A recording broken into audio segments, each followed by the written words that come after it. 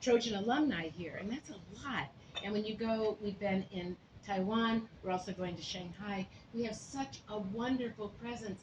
And when you start seeing who the alumni are, what everyone's been doing, I mean, this is a very connected, very successful group of people who are community leaders, who are people who are really doing so much wonderful good. And so it's great to be here. The Alumni Association is one of the oldest in our international alumni clubs, founded in 1997.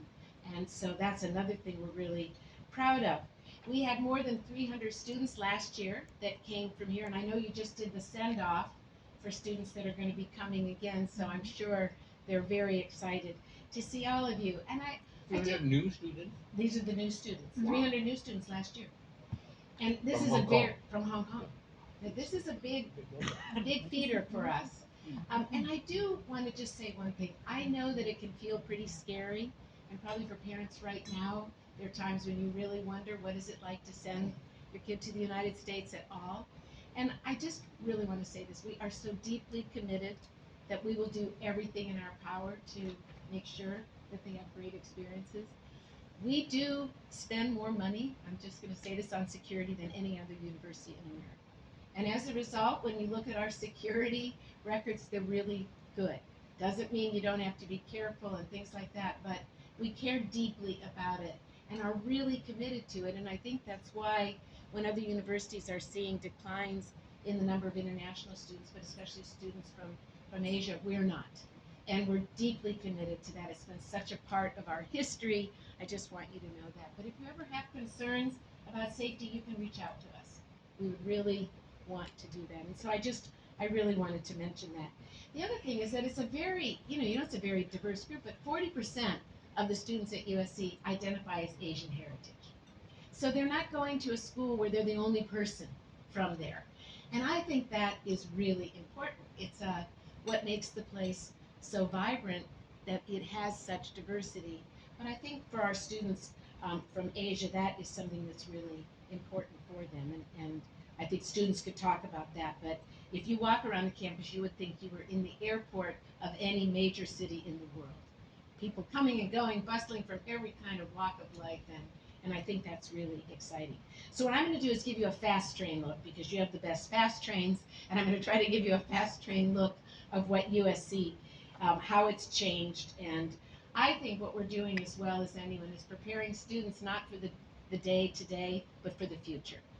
You talked about that. You're all building that future. But that's what any place that you try to train them for something that's good today is missing the point for what's going to be good going in the future. So I'm going to do a little bit of context. And I'm going to say if I were to describe what it's like to be on campus, I think the movie Everything Everywhere All at Once is the perfect descriptor of the world we have. Also, one of Ki Kwan won the Academy Award for that film, and he was a USC graduate, so we like it for several reasons. But that's what it's like there. People are involved in everything. They're doing it everywhere all at once. So one of the most important things a university has to do is make people feel like they can do that. How do you make sense out of a world that is running so fast? How do you find friends and build communities when things are changing all the time? So I think you have to embrace that sort of chaos that is there, but do everything you can to help people find their own home within that and have it be a place that they feel that they belong. USC is the top 3 universities in America for international students are 2 East Coast schools and USC. So it's NYU, it's Columbia, and it's USC. And it's far higher than most other universities and far longer. So I think that is something that is really part of the ethos. We're not just adding it on. It's kind of built into the DNA of the university. And yet, even with all that, it's happening even faster. ChatGPT is the best example I can think of how you have to really learn a new scaling. It comes out in December. 3 weeks later, I'm meeting with the incoming class of students, January 5th, and I just say, how many of you have used ChatGPT? Every single one of them. So that's what we're in. A world that could change so many things that so we have to be ready. And I think that's something I'd say is really important. They've got to be able to act quickly. They have to be nimble. They have to be able to work across sectors. They have to be able to build new jobs, not just fill old jobs. Now, I like to say if USC was a stock, this would be a time to invest in us because things in so many ways are so good. So it's an IT school, it's true. We have the highest number of applications ever this year, and the yield, the number that accept us, has really skyrocketed. So it is success rates of closer to 6 or 7%, which isn't great in a lot of ways.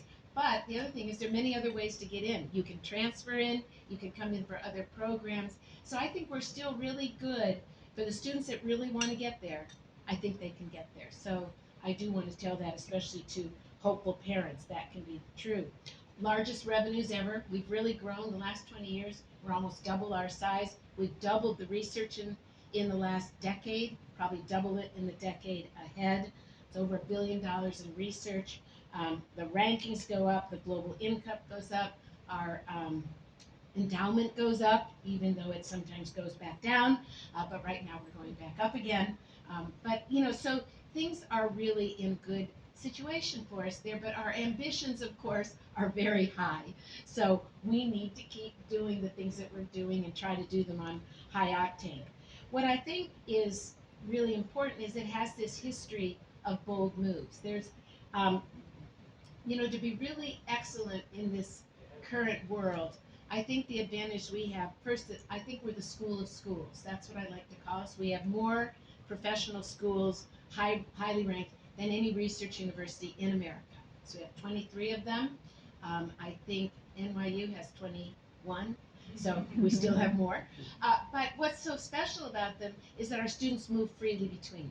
So it's an amazing mix. And those professional schools have to be today's professions, so they're on the cutting edge. So it's the school of schools. We expect it to be excellence at scale. So if we do something there, we do it big. So a couple examples. We have the greatest number of computer information science students graduate from USC every year. So if you go to Silicon Valley, it isn't us. What university is number one for placing students in Silicon Valley? Stanford's not close. 10. It's Carnegie Mellon, and we're number 2. And it's when we do it big. We are at the top now of lists that they're making of undergraduates that go on, build companies, and have big launch pads. I mean, these things come from all fields too: architecture, art, journalism, business, the Turby. Medicine, they're all really vibrant in that way. And it had a lot of firsts. First School of International Relations in 1924. First School of Filmmaking, still the best school of filmmaking, 29. The first Department of Emergency Medicine, 71. I could go on. It's that entrepreneurial spirit and size. The third thing you need, if you're big and you're excellent, you have to also be fast. If you are slow, you snooze, you lose. You all know that. I'm talking to people who see that. But that's one of the really beautiful things about being a private university, is that we can act pretty quickly. And I think we did start the first center for generative AI. I'm going to tell you, it was 3 weeks to the day after I asked the group how many students were already using generative AI. So we can start things and we can see them through in a way that's really exciting. And our international students are a huge part of it. When you go, if you go to our big awards, we give student awards every year. It is always highly populated by our international students. 25, 30, 40% of the students that win for the highest achievement are students that are not necessarily born in the United States or native English speakers. It's a wonderful place where I think they come and can really succeed. I think they make up, as I said, 40% of the student body are Asian, but 30% are, almost 30% are international students, even at the undergraduate level. So that's quite special. We have an amazing team. A number of them are here: Anthony and Grace and Etta, and just this team's so dedicated. So again, that's something to know. Having the parents group, having the alumni group, you help people feel safe from far away. We really, really appreciate that. It's something that is important to us, and we know it's a big cost. People invest pretty heavily in it, so we want it to be very, very successful. The last thing I wanted to tell you is just a little bit about the talent production, a little bit about size, and I'll just mention our 2 moonshots. Then I know we're going to have a beautiful dinner, so I should turn it over so that we can do that. But so we're at 50,000 students. That, for many of you, when you went there, wasn't close to that. It's gone up almost 15% just in the last decade. And what's so amazing about that, it's about 20,000 undergraduates and 30,000 professional students. That is a very special mix. That is the mix most American universities are trying to move towards, because it means the undergraduates are not limited to just undergraduate subjects. They get to work with graduate students. They get their foot in the door already, starting their professional experiences without having to wait. And I'm sure that many of you have seen that, and you can see how that really works. In terms of that being size, you look at these numbers of students that come out of there, and you can see that if you can do one thing, if you can change attitudes for one class of students from there, you have a huge influence across the world. It isn't limited in a single place. The Annenberg School is a great example of how they're taking their influence and really building it. So we're all interested in sustainability. Every single one of the Hong Kong universities has a major program going in sustainability. So do we. We're all deeply dedicated to that. But Annenberg's got a program I've never seen. They're bringing in 25 journalists from around the world every single year and teaching them about sustainability, because a lot of places have gotten rid of their science reporters and their education reporters. So you don't have reporters that even understand that, and they're doing that and then sending them every year. So 1 year, 5 year, 10 year, pretty soon you've started to really educate a whole new group of people about one of the cutting issues of the day. We're doing the same thing with ChatGPT, with all these other big issues that the world doesn't really understand. So how can we use our assets to really have people understand these amazing changes that are taking place? So I think that's something you'll see. You may have noticed that we just bought a whole new building in DC. We're building a DC campus, and in part that's so that all our students can have an influence in federal policies and be able to look out across the other oceans. So again, it's a way to take and expose our students and our university in that big forum. Now, we always ask about who's number one. Cinematic Arts School is always number one. Did you take any classes in cinema? Yes. Yeah. Half the students, whether they're a major or not, take at least one class. What did you take? I took production for a non-production major. It was the best class I've ever taken. Love it. It's really, really great. And I love that. But our music students take classes in Viterbi.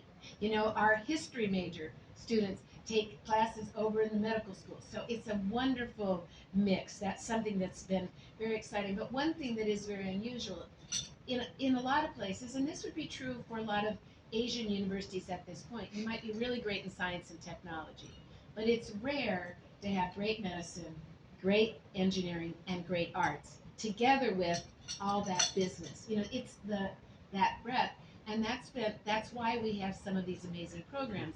The first program in building games, online digital gaming, came out of USC because the Cinematic Arts School was sitting right next to Viterbi, and they'd see each other, they'd start talking, and they created that new program. So these are things that are great, and if you talk to people who might want to go there, I think these are things you can really encourage them in. So I think that's one that's been really important. The final thing, though, that I think sets us apart, got great size, got excellence, we've got wonderful speed, I think it's the connection.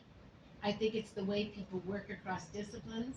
I think it's the way our students connect with each other. I think it's the way we have the Trojan family.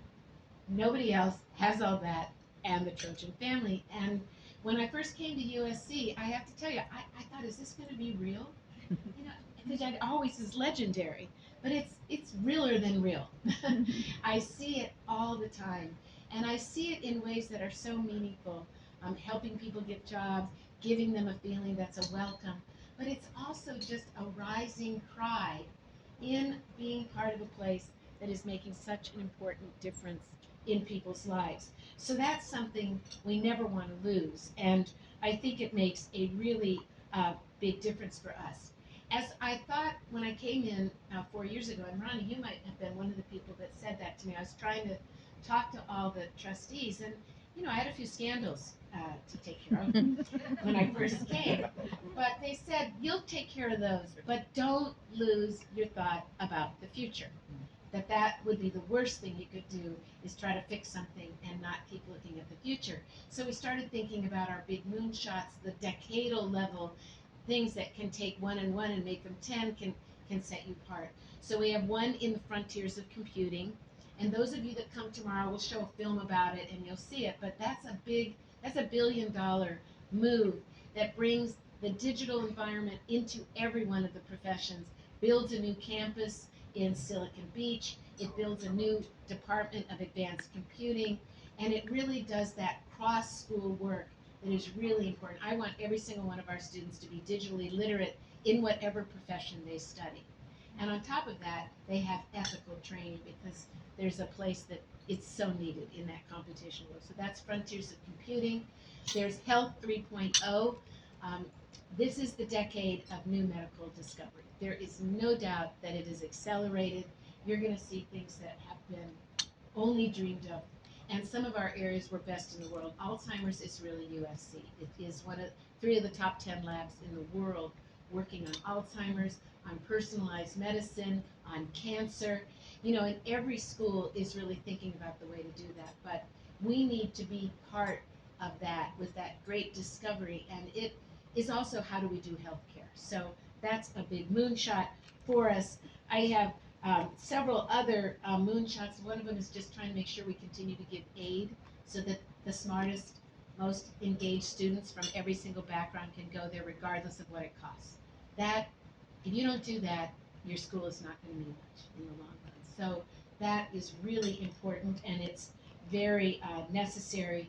We have emerging ones coming out in sustainability and in the arts that I can't wait to share. But we also do have one in athletics. So I do think there might be a few people here that watch Trojan athletics. I'm taking full credit for Lincoln Riley. I'm just going to say it. I'm going to solve Alzheimer's, but I really hired Lincoln Riley. But it is wonderful. The university has this amazing spirit and such a history of athletics. What did we hear? If it was just in the last Olympics alone, if we were a country, we would have had the 10th or 11th greatest number of medals. But if you look at us over time, we'd be in the top 5, just our university. So that is something we're so proud of. And a history in football, but that is, it's changed. There's nothing, what athletics is now, what it takes to run it, is very different than it used to. But the students still want to win, the alumni still want to be a part of it. It's really important, but it's also something that we see people wanting to have careers in. So you'll see a lot about that, and happy to answer any questions you might have. But that has really added a lot of joy. I'm just going back to our recent graduate, pretty happy about football last year. For sure. 1,000%. It's so great. Our student section fills up in the Coliseum before anybody else gets there. It's just a joyful place, and it's really fun. So I think, we're seeing a lot of that as we go forward. So I just, I feel so lucky. It's an amazing position. We have so much capacity and influence. The impact in the world can be great. And I think we need to be very mindful that when we do things, we want to do the ones that are going to have the biggest impact and help our graduates make purposeful, meaningful lives. Our graduates want to have purpose and meaning like I have never seen in my many, many years in higher education. They want to combine successful lives with things that really matter. And I think that is something we should all be proud of, and we really want to meet them there and help them be able to really succeed. So my last thing I'll say is that every time you pick up your cell phone, you probably do know this, if you go to a movie, if you learn about space exploration, if you count medals at the Olympics or at the Oscars or even at the Emmys, If you read about treatments for Alzheimer's or cancer, I just want you to know, even if you look at the bottom of a cup to see if it has a sustainability symbol, something you're doing was touched, maybe led by a Trojan. So, thank you.